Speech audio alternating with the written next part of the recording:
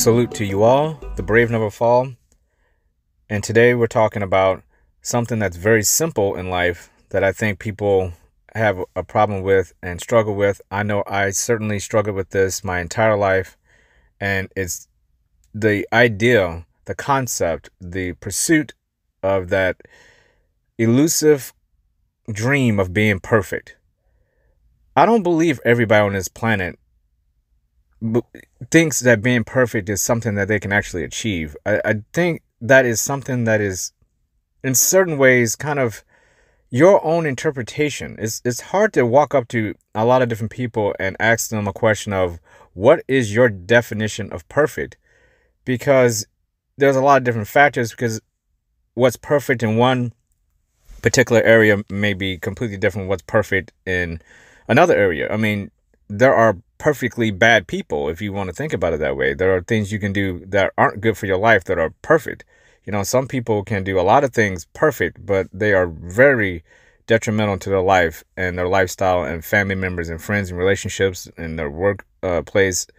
So perfect is one of those words I always felt like I used way too much when I didn't know any better. And once I started thinking about this word more, it started becoming something I literally tried to get out of my vocabulary and out of my head, because there is really no such thing as perfect, because perfect kind of symbolizes the end of something. When something is perfect, that means you can't do it any better than that. And I cannot find anything in my life, or in a lot of other people's lives, but in particular my life, I can't ever come to any conclusion where I'm like, this is perfect, I don't need to work on this anymore. So once I realized that, I dumped that word and I try not to use it. Now, it is a word that pops up and you just in light passing, you'll say to somebody, oh, that's perfect. That's different than actually believing and driving yourself to perfection. You can use it as maybe a measure of how hard you want to push yourself, but I always say, don't think about how hard you're pushing yourself. Just do whatever you're doing to the best of your ability for as long as you can possibly do it. And when you think it's done, keep going. So there is no reason for me to think about being perfect in anything, because I don't ever want to get to a point where anything's perfect, because that means I have to end that thing. You know, even in a relationship, if your relationship is perfect, that's dangerous. That is absolutely scary when you think about it. If you're in a relationship with someone, it could be a friend, a coworker, I mean, it doesn't matter, family member, any relationship, somebody who's influential in your life, that's scary when that word's getting passed around. Oh, you're absolutely perfect. Because that person can't do anything but let you down. There is no growth there. If that person makes a mistake, it's amplified. It doesn't even matter how big the mistake is. It doesn't matter if the mistake was on purpose or malicious, or it was just an honest mistake, or the person didn't even know they made the mistake. That word perfect changes the whole dynamic of whatever that mistake was, because the bar was set to a place of finality. This person is going to be this good forever, and nobody's good all the time. I don't care how good you want to be. Because life is what it is, you're going to have a bad day and you're going to say something you regret. You're going to do something you should have done better, or you shouldn't have done at all. Those things happen. We're human beings. Human beings make mistakes.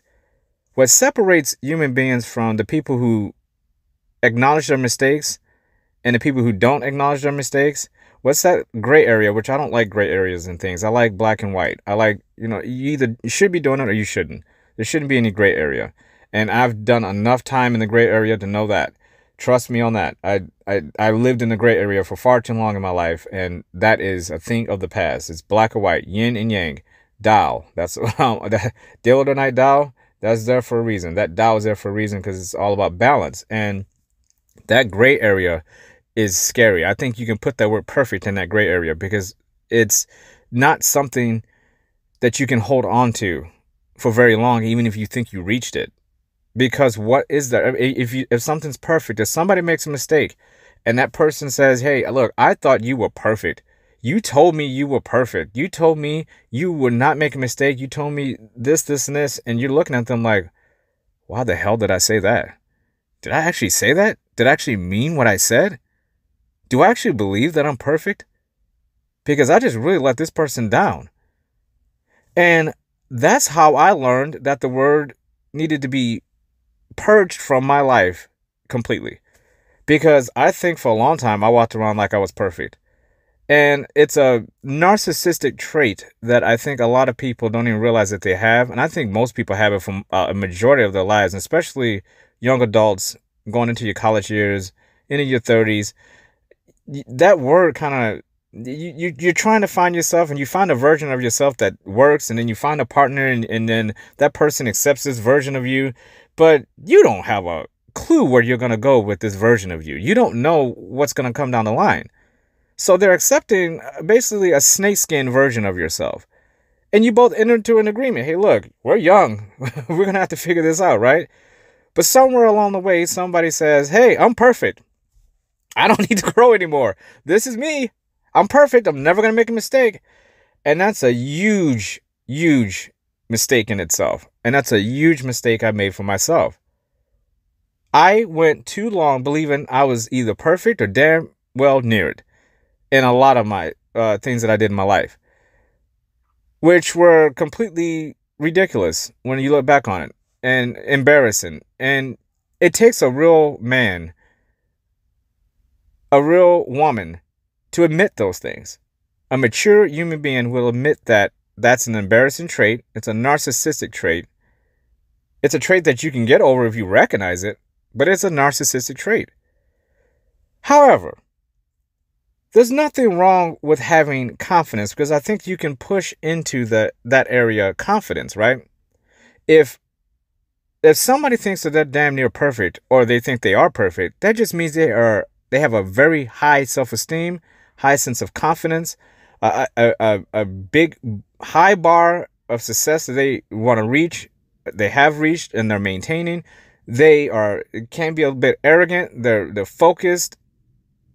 And that's all pushed into that area, that gray area of perfect. If you think about it in that way, people look at it like successful people. They're near perfect people. They're not. They're just driven people who are doing very well in comparison to you and your gray area, which is why I don't like the gray area, because there's too many questions. You're comparing yourself to somebody and you haven't lived that person's life.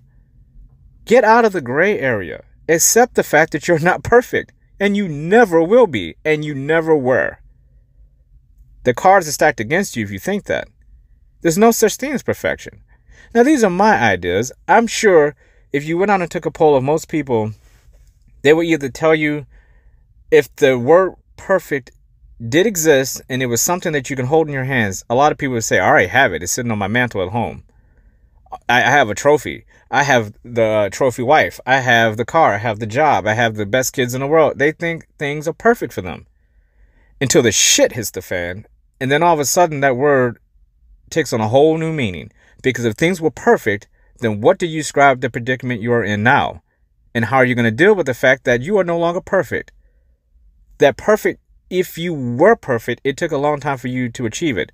Because we all know as kids, that's the reason why we go to school until we're 20, 22, 23, 24, 25, 26 years old. Because if you were perfect, there would be no reason to go to school, right? You're constantly learning. I can't even envision a day in my life where I'm not going to be learning something or going to school for something. I'm always going to be in school probably until the day I die. I just love knowledge too much. So in that regard alone, I can't be perfect if I'm considering myself somebody who wants to learn for the rest of his life, who wants to correct mistakes, who wants to treat people with the utmost respect, help as many people as possible, not be selfish and hold on to my ideals and dreams and not share them with anyone else. I want people in my life who don't believe I'm perfect. I want people who are going to hold me accountable and call out my bullshit when the bar gets too high and my head starts to hit it, but I haven't reached it yet with my arms. It's like, hey, buddy, you might want to grab that bar instead of just hitting it with your head, right? So accept the fact that you're not perfect, and that's completely okay. There is nothing wrong with not being perfect. Unless there is something that motivates you. If that is something that motivates you, then sure, I guess you could try to believe it. Just know deep in your heart you're not perfect, and you never will be. There's no such thing. The day that somebody becomes perfect, That's the day you die. There's nothing left to live for. There's always something else in this world that you can get into that you're not perfect at. There's always some relationship you can improve that you're not perfect at. It's always something at any workplace. I don't care what work you do. There's no job in the world that somebody says, I'm perfect at this. It's just literally impossible because the level of consistency has to reach a lifetime. And there's no consensus by other people to judge you on that. Not everybody's going to think you're perfect, even if you believe you are. So it's just a hollow word. It means absolutely nothing. You know, I mean, you can apply that word to certain things. If you're taking a test and you get 100 out of 100, perfect score, right? Okay. What is that? So if somebody would have added 2 more on there and you missed 2 questions, but you still had the 100 right, does that make you perfect? No, it doesn't. It's a hollow word. It means absolutely nothing. It means nothing. You could have gotten lucky. Luck does not mean perfect. So it's a word that I think more people need to get rid of in their lives, especially the ones who don't even come close to deserving to say that they are perfect. And trust me, I'm raising my hand right now because I was one of those people. Had no business in the world even thinking that word belonged anywhere near me. But I did. And I see people today across the board, especially all over social media, everybody's perfect. You know, everybody's perfect. This is food for thought for anybody who likes being a genuine person. A genuine person doesn't think they're perfect at all. A genuine person knows they have flaws and they're constantly working on them. They're aware. And they're not going to drag people into a mess that they're trying to work on. So being perfect in a way is, I would rather hang out with somebody who is imperfect than somebody who thinks that they're damn near perfect any day of the week. Because you can watch that person grow. And it's fun watching somebody grow. It's fun watching somebody acknowledge their flaws and start working on them. And you can see them start to come into the light. You see confidence and happiness re-enter somebody's body. And if you can help them with that, that is even better. There's nothing better than having somebody be on your side when you know you're not perfect, when you're far from it. But somebody's in there and they're sticking with you. They're encouraging you every day. They're investing in your life. You're investing in their life. You're there for them. They're there for you. And you know it. And there's nothing going to break that bond. That is what a healthy relationship is like. And it was something I had to learn. You don't know it until it's gone.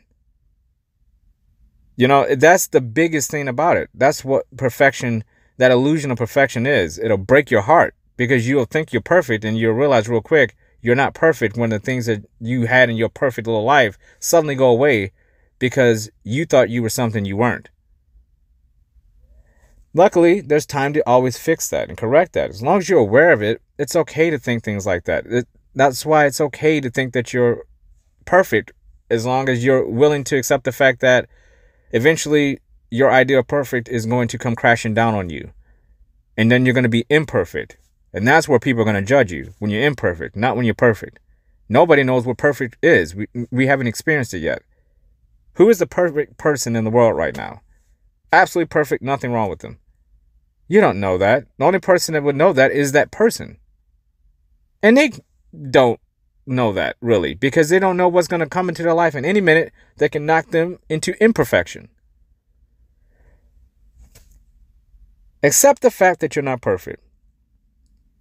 But I'm going to start saying something on this podcast that I haven't said before, and I heard this somewhere on another podcast, and I always try to share good things with people, and it's the word I love you. I shouldn't say the word, it's the phrase, right? I love you.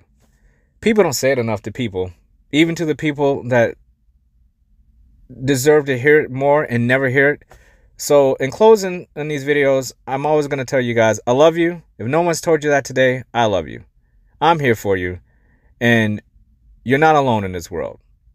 The brave never fall, and you're one of them. Salute to you all.